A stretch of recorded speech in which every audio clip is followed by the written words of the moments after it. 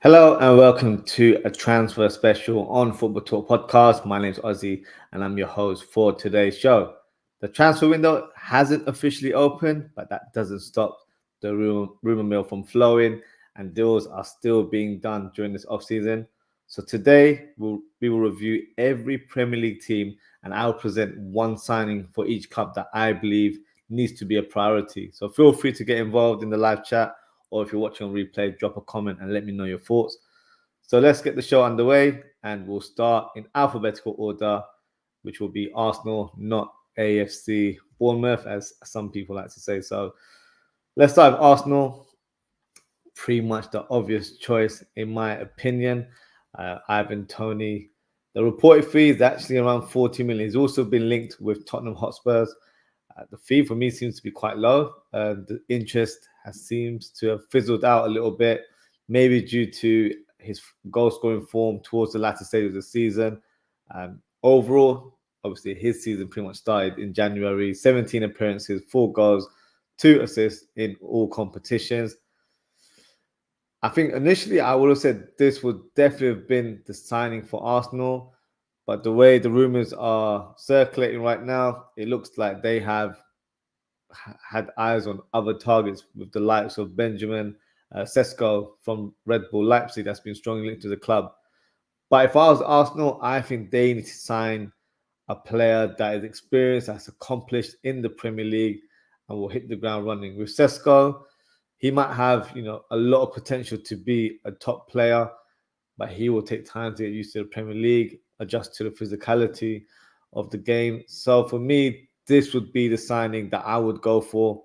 And if it's around the 40, 50 million mark, I think in this day and age, that's not a big deal for Arsenal Football Club. So for me, this would be the signing that I believe they should consider. An obvious one, but at this stage, it doesn't even look like it's going to happen for Ivan Toney. So it remains to be seen where he goes later this summer. He's expected to leave the club, but at this stage, we don't know who the suitors are. So definitely one to watch for this window. On to the next player for Aston Villa. Grinsiko, how can I pronounce that properly? Somerville. I'll just say Somerville. So left winger, 30 million is the reported transfer fee. Last season for Leeds United, he had a fantastic season, prolific for the team there. 49 appearances, 21 goals, and 10 assists in all competitions. With Champions League football at Villa Park, these are the type of signings that will definitely appeal to a player like Somerville. And, with Leeds United missing out on getting promoted to the Premier League, he might be wanting to move elsewhere right now, especially as there is a lot of interest in the player. He's also been linked with the likes of Liverpool, Newcastle, just to name a few. So he will definitely be targeted this window, and I think this would be a great opportunity for Villa to sign a player like Somerville, a player that occupies that left wing position predominantly. They don't really have, I would say, a player that has cemented that position in the team. So you've got Leon Bailey, you've got Moussa Diaby, but for me, Diaby, from what I saw at Leverkusen, he was more of a right winger. In this Villa team, he plays more as a number 10. And Leon Bailey, for me, has done a good job on the right-hand side. So that left-hand side is still a bit of a void. You do have Zaniolo in the team, but for me, he's more of a number 10 as well. So having a player like Somerville who can definitely charge that left flank and add a lot of pace, take on the fullback as well. He'll offer a different dynamic to the team. So I think he would be a good signing, and it wouldn't cost him too much. 30 million in this market is actually a really good deal. So for me, I think Villa will surprise us with a signing that we probably wouldn't associate with Villa due to the fact that they've qualified for the Champions League.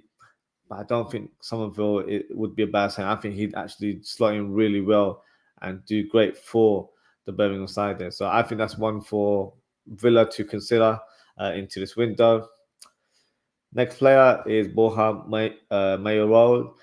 He is a player from La Liga, striker who was actually heavily linked with Arsenal in January window. I believe he's got a release clause of £17.5 million. So hence why I've selected him for this team for Bournemouth. Obviously, with having Iraola in the managerial position, I think the Spanish connection would come to use there. In terms of his performance last season, 31 appearances, 17 goals, 1 assist, which is not a bad tally at all. A prolific player.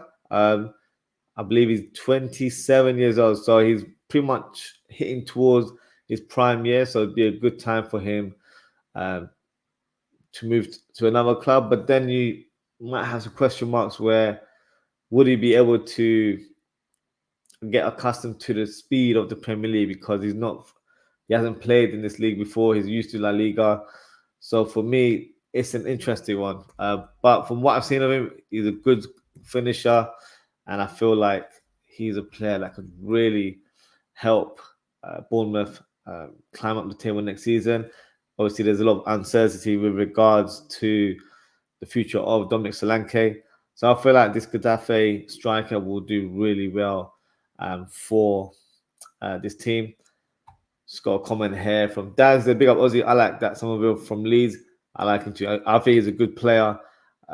Remains to be seen when it comes to Liverpool.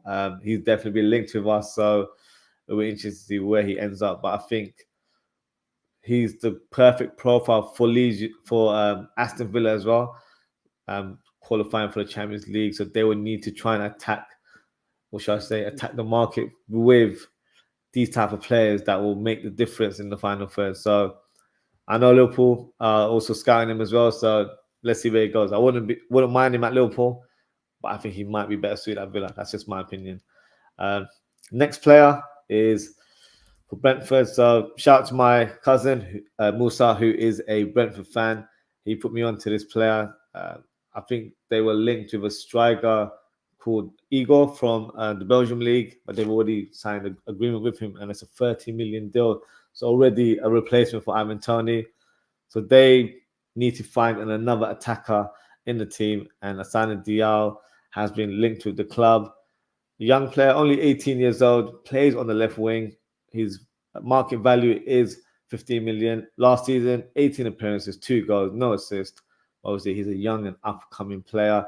So this is definitely the profile player that Brentford will be looking at. They don't really have anyone on the left wing. I know Wissa plays occasionally, but I think he's done a great job playing up top last season.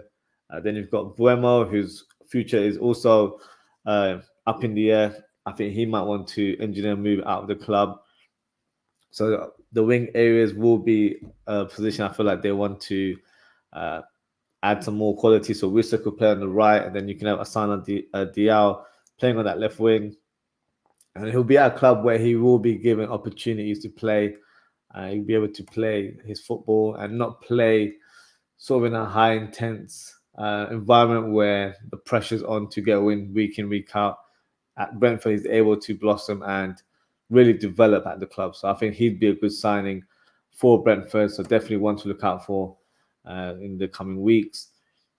Next club, Brighton. So for me, Brighton, even though they have Tariq Lamptey there, he's been unfortunately quite injury prone for them this season. And they've got Veltman, James Milner has played at right back as well. But I feel like that's an area of their team that requires a bit more pace, a player that's more dynamic on that flank as well, due to the way they play. So for me, Devin Wrench is one that you definitely should be considering. His market value is 10 million. I don't know if that's the accurate fee. In terms of his last season performance, 38 appearances, 2 goals and 6 assists. A player that's very versatile. So whoever is the coach at Brighton, because right now De Zerbi's future is up in the air. He's predominantly a right back, but can play centre back and left back as well. So can play across the back 4 or back 3 if required. So I think he'd be a fantastic signer. And for that fee, which is for me peanuts in this market, you've got a player that has come up the ranks of Ajax. So technically he's going to be really good and very young as well. He's only 21 years old, so he's got plenty of time to develop and grow into a top player. And if you're thinking from a business point of view, if he has a great season or two, he'd be on the market to sell on in the future, and I'm sure he'll bring a lot of revenue at the same time. So I think this is a typical Brighton signing if it was to be made this summer. On to the next one, Jordan Pickford. So might be a surprise because I think a lot of us would expect Chelsea to look out for a striker. That is definitely a role that they need to strengthen in the team. However, I feel like the goalkeeping position has been a bit of an iffy one, if I'm being brutally honest, because you had Sanchez that they signed from Brighton last season. I think he's been abysmal. I don't even know why they went for him. I think he's an average goalkeeper. And then you've had the backup goalkeeper, Pekovic, as well. So he's done a decent job, but is he ready to be a number one? I'm not quite so sure. So I think having Jordan Pickford coming into the club would be a good and a smart signing, in my opinion. His fee would be around the 40 million mark. In terms of last season, 42 appearances, 54 goals conceded, and 14 clean sheets. So he was definitely kept busy. He was probably one of the top performing goalkeepers in the league last season due to the magnitude of saves that he had to make. So I feel like with age, he's definitely less erratic in goal, more of a polished goalkeeper now. So it could be a good one to have. And obviously, if you're looking at squad submissions, he will fit into that homegrown culture as well. So definitely one for Chelsea to consider. I can see it happening, but I know there will be other priorities in terms of strengthening other areas of the pitch. But I think Pickford, in terms of the goalkeeping situation, would be a good addition to their team. On to the next one, Morgan Whittaker. So he's had a fantastic season for his team, Plymouth. In the Championship, he scored 20 goals in all competitions, 50 appearances, 9 assists. He was actually linked to a move to Lazio not so long ago, in the January window. So a player that's not just highly sought after in England, he's definitely gathering some interest abroad as well. So left-footed player who predominantly plays on the right wing, can play up front as well. And I think his fee would cost around 20 million. That is his market value. So a lot of news with regards to Olise. Is he leaving? Is he staying? But I still feel like, regardless of his situation, I think that is still an area that Crystal Palace will need to strengthen. Olise has been a bit injury prone in the past couple of years. So it's a player that they can rotate. And like for like, in terms of their approach, in terms of play, they're both left-footed right wingers. So I think he'd be a good signing. I don't think he'd be a gamble at 20 million in this day and age. It's not that much. So getting a player that's been on a rise and in good form in the Championship, moving over to the Premier League, I think would be a good transition for the player. So definitely one to consider. Palace have already started making moves there. Strongly linked to Kamada. They've already signed a centre-back in Riyadh from Real Betis as well. So they'll be kept busy. So don't be surprised if he's linked in the future as well. Just got a comment here from King 93 Water. It says, apparently Maresca wants to keep Robert Sanchez as number one because he's keen to work with the Spaniard. That's an interesting one. I'm not a big fan of his. So that'll probably shut down the Pickford rumor if that is the case. I don't think he's good enough, but we'll see how it goes for Chelsea in terms of who they recruit in the summer. Now, because in terms of what I've presented, I've gone on the assumption that Pickford has been sold, so Everton will need to sign another goalkeeper to replace Pickford. And I've gone for Anthony Patterson. So he's a goalkeeper that is currently playing for Sunderland. He's valued at 15 million, 46 appearances, 55 goals conceded, and 12 clean sheets. So that's actually not a bad record from what he presented last season. A player, if you watched my show yesterday, I did a Liverpool transfer special show. I actually had him listed as a potential target for Liverpool with recent news that Kelleher might be leaving the club. So Liverpool are looking for a number two. But as King 93 Water says, that if Maresca wants to keep Sanchez, then that means Pickford will stay at Everton. So it still gives a club like Liverpool the chance to sign a player like Patterson. He's definitely a goalkeeper that's on the up right now.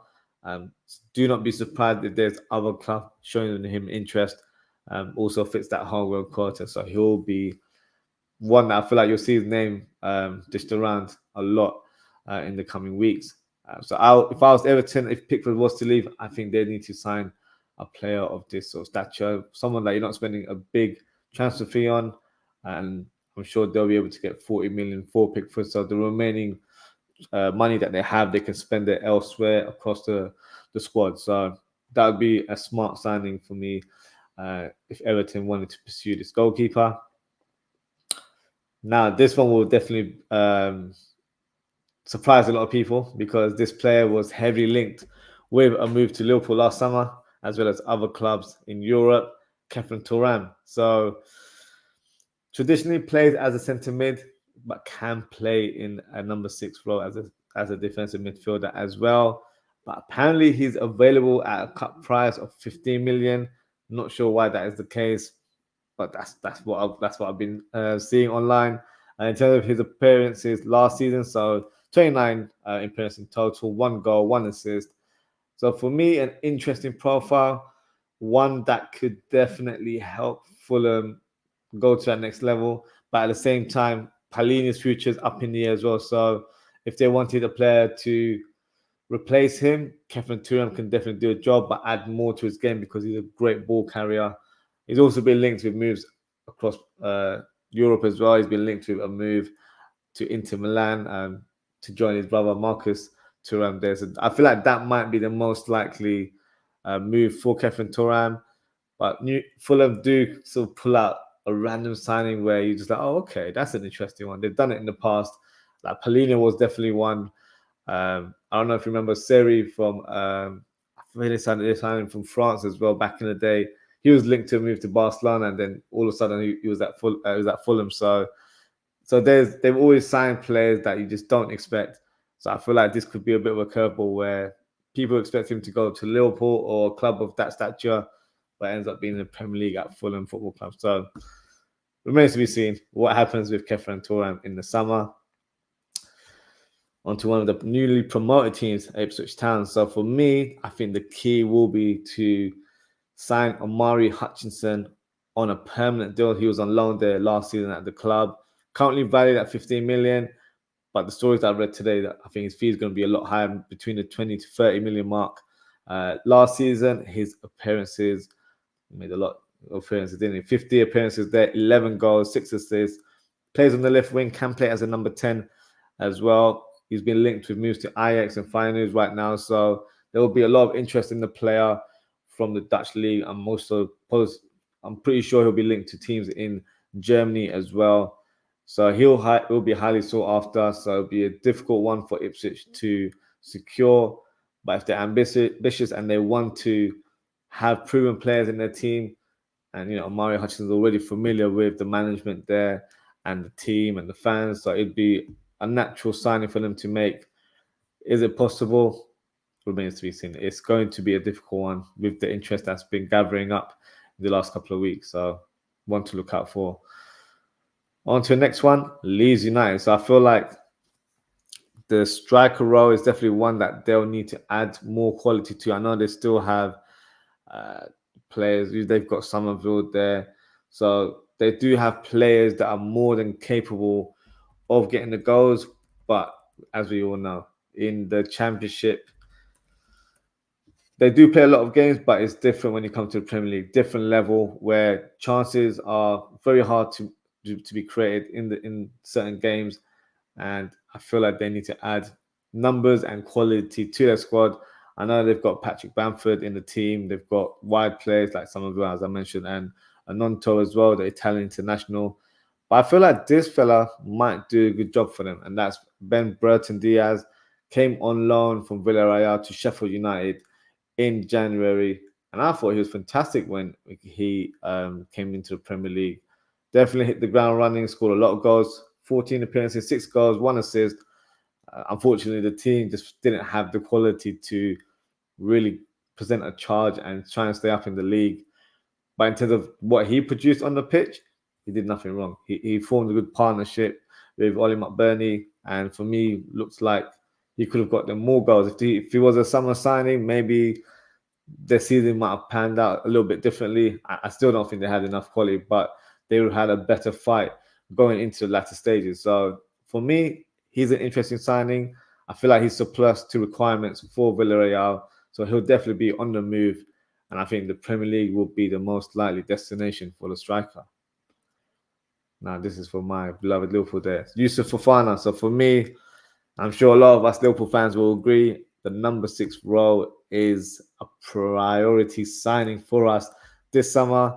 There's already been talks from other journalists saying that we're not even going to go for number 6, which for me, I'm not having that right now. So I'm just going to present my vision. I feel like Liverpool need to go for number 6, and the man I've selected is Yusuf Fofana. 25 million is the fee that apparently he's available for. He's already announced that he's leaving the club. Last season, 35 appearances, 4 goals, 4 assists.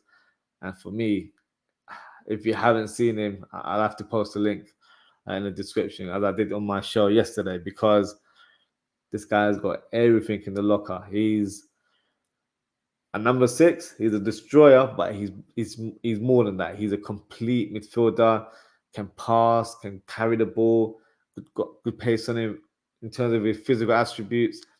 Many people aren't getting past him. So that's a player that I want in the Liverpool team that has that will present that fear factor to the opposition, because they're going to have to work hard to try and get past him. So he can comfortably play in a single pivot or a double pivot. So it'll be interesting to see how Onslaught presents the system for Liverpool next season. So I feel like this guy is a must signing for us. And for £25 million, peanuts. So I really hope this is the sort of profile that we go for. 25 years old as well, so hasn't even hit his prime yet. He's got years to go, and I feel like he'll be a fantastic addition to our team. I think he'll be a starter as well. And remember, he was actually signed as Tchouaméni's replacement at Monaco. We've been wanting Tchouaméni for years, so if we can't get Tchouaméni, maybe try and get the next big thing. And at this stage, it looks like it's Yusuf Fofana, who's very similar in terms of style of play and has similar qualities to a Tchouaméni. So yeah, this would be my ideal signing for Liverpool in this window. Will it happen? We'll wait and see. On to the next one, Man City. No surprise in terms of the level of targets there, because they've got money for days. And I think a player that will possibly be leaving Newcastle is Bruno Guimaraes. Last season, predominantly played in a number 6 role as a CDM. But naturally, he's a box-to-box midfielder, and I think he'd actually be a fantastic signing for Man City. Last season, 50 appearances, despite playing in a more defensive role, still managed to attain 7 goals and 10 assists in all competition. I feel like he'd be a fantastic signing for the citizens there. Can play as a number 6, as a number 8. I feel like that is an area that hasn't been strengthened. I know they bought Kovacic last season, but with Gundogan leaving, I don't think they replaced the goal, and I don't think they replaced a player that's dynamic and a player that has his kind of quality. Bruno Guimaraes probably brings a little bit more to his game, where he's more tenacious and definitely likes to get stuck in, but he definitely chips in with the goals as well. So for me, he would be that replacement for Gundogan for Man City, and I feel like he would be a great signing for them. The transfer fee is 80 million. Is money a problem for Man City? No, it's not. So, yeah, that's not going to put them off. I think this could be a signing that happens in the summer. Hopefully, I'm wrong with regards to this prediction. On to the next one is Jean-Claude Todibo, centre-back, French international, plays for Nice. So, as you can see on his shirt, sponsored by Ineos, who are also the owners of Manchester United, not the prime owners, but one of the owners at the club. So already a connection there. So a deal looks like could easily happen. Shouldn't be an impossible one. It's in-house pretty much. So definitely see this one happening in terms of his performance last season. 33 appearances, 0 goals, but 3 assists to his name. A player that they've been linked with for quite a while. A player that they'll probably look at as a long-term replacement for Varane, who's already announced that he will be leaving Manchester United this summer. So from what I've seen, it looks like a good player. Can play on the left side or right side over centre-back pairing. Definitely has the qualities to really excel. Is he a good fit at Manchester United? I'll be honest, I don't think many players are a good fit because the team right now is a bit of a mixed bag. They're in turmoil as a club in general. But Todibo would be, I think, a good signing. It would be a right step in the right direction. And if he was to be the first signing or one of the signings, it needs to be of this sort of caliber where you're signing young players that have good potential, that are ready to hit that next level. Whereas you're not signing names based on their reputation, like a Casemiro, who's also leaving, by the way. So he's only 24 years old, good age for a defender, has time to grow. We'll probably need, I would say, another partner alongside him to form a partnership. I don't think Harry Maguire is good enough, and that's just my opinion. Lisandro Martinez has been in and out of the team due to injury. So definitely one to consider. I think they'll probably need to sign a couple of centre-backs in the summer, but I feel like he's definitely the type of profile that they'll be looking at in the next coming weeks. On to the next one, Bryan Mbeumo, linked to Newcastle. So no surprise there. In terms of how he played, we all know he's a right winger, can play up front as well. The transfer fee that's currently been labelled with him is 40 million. So that's not too much of a high fee in this day and age. In terms of his performance last season, 27 appearances, 9 goals, 6 assists. So for me, I feel like he's ready to make that next step in his career. 24 years old, he's been at Brentford for quite a number of years, and I feel like it's probably the right time for him to take that next step and challenge himself. But at the same time, for Brentford, it's a good time for them to sort of move on and give the player a chance to play football elsewhere as well. So just got a comment here from Musa says, "Wow, how dare you, Newcastle don't deserve Mbeumo." This is my cousin who's a Brentford fan. They probably don't, but I do see Mbeumo leaving this summer, unfortunately. I think he'll be a great fit for Newcastle.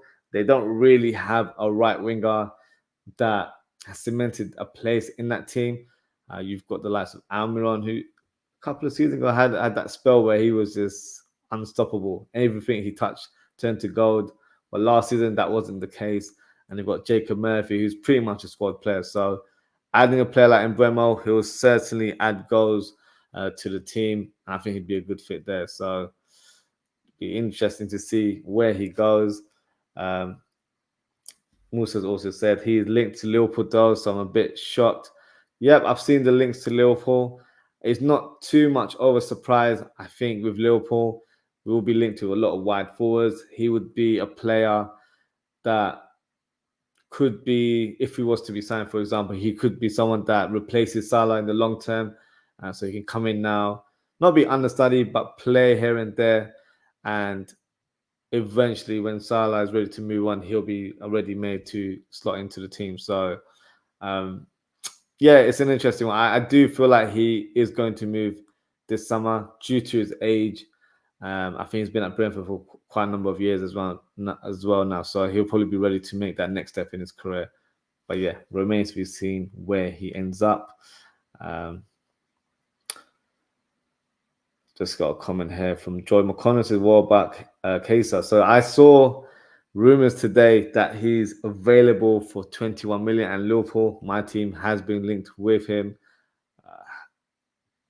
Good player, but I don't think he's the same player that we saw in the Euros a few years ago. He's had a lot of injuries, and I feel like that is definitely hampered his sort of development. And I feel like he's not that same player anymore. He doesn't seem to have that same speed that he used to do.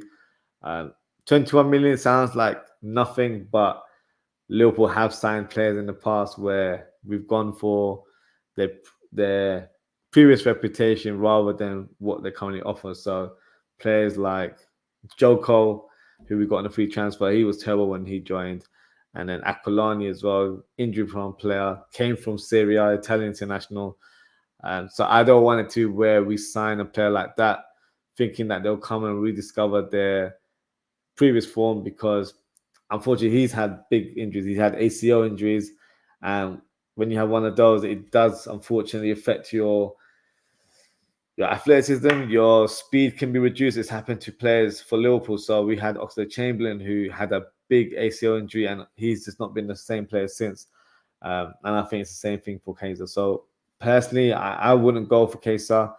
I think we're probably better off looking at a different profile, a young prospect that can kind of work alongside the senior players we have, and then be ready made for the future. So like understudy to Mohamed Salah, or someone for the left wing if Diaz is to go. So no, for me, not the one for Liverpool, but I do think he'll be on the move.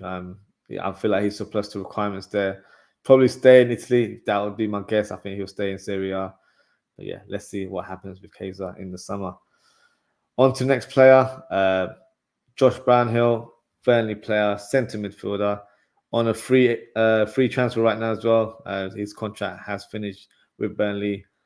Last season, 35 appearances, 4 goals, 3 assists. I think they have a lot of financial issues at Nottingham Forest, so they won't be splashing the cash like they have been for the last couple of years. So they'll be making these sort of signings to bring more experience to the squad. And I can see Brownhill being one of those players that they might look into. So let's see how their summer pans out, because I don't expect them to be signing 10, 12 players like they have done recently. There'll be a few additions here and there.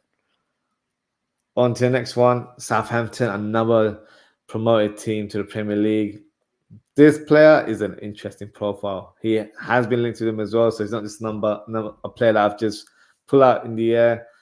Kevin Denke, striker, 15 million, but look at his performance of last season. 39 appearances, 28 goals, 2 assists. So he's just a straight up bagsman for his team, and I feel like this could be a very smart and astute signing for Southampton. They've just lost Shea Adams, who's, I believe, in talks with Wolves, so he could be back in the Premier League as well. So they'll need to sign another striker to hit the ground running.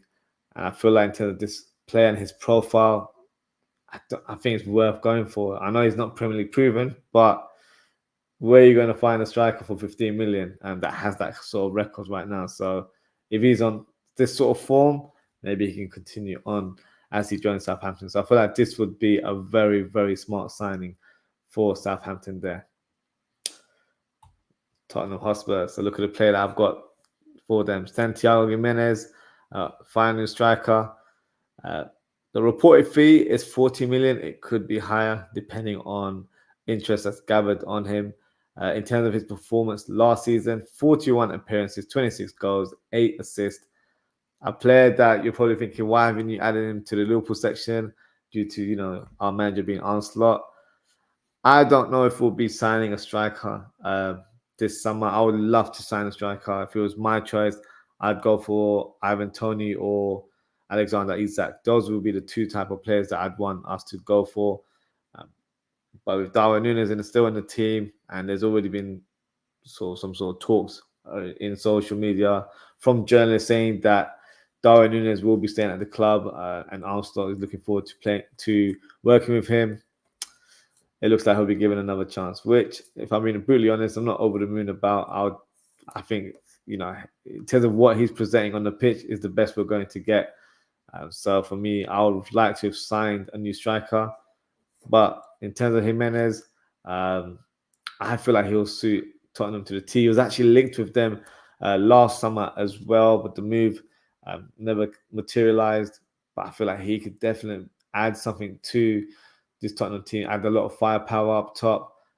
Strong, big striker, more or less a hitman, left-footed player as well. Great on the ball, great finisher, very physical.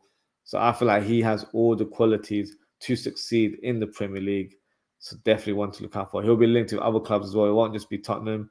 I can see the likes of Arsenal, Chelsea, and maybe even see Liverpool there if one of our attackers leave this summer. So he'll definitely be highly sought after this summer. I mentioned his name earlier on, Dominic Solanke. So I can see him leaving Bournemouth this summer. And Tottenham actually is one of the clubs that I was considering putting for Dominic Solanke, but I think they'd probably go for a Santiago Jimenez. So for me, I think West Ham would be a good fit for him. Transfer fee 50 million, which seems quite high to be fair. But they've signed some good players in the past. They've signed players like Kudus and Paqueta around those that sort of fee and region. So you can't completely rule it out. In terms of his performance last season, 42 appearances, 21 goals, and 4 assists in all competitions. So I feel like this move would be great for the player. Gets to move back to London, I guess.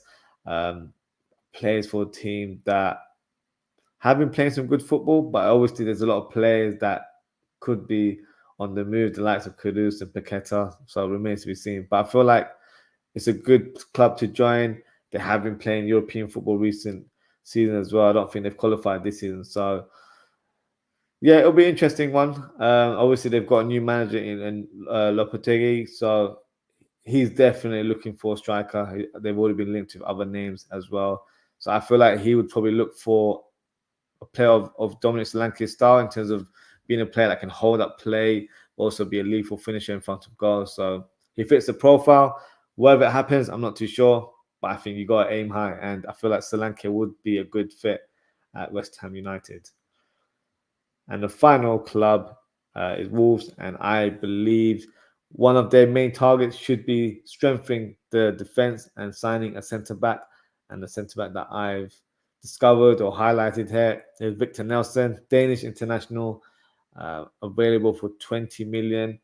He's at Galatasaray right now, but I don't think he's had the best of season and is hoping to secure a move elsewhere. So a move to the Premier League could be a destination for him.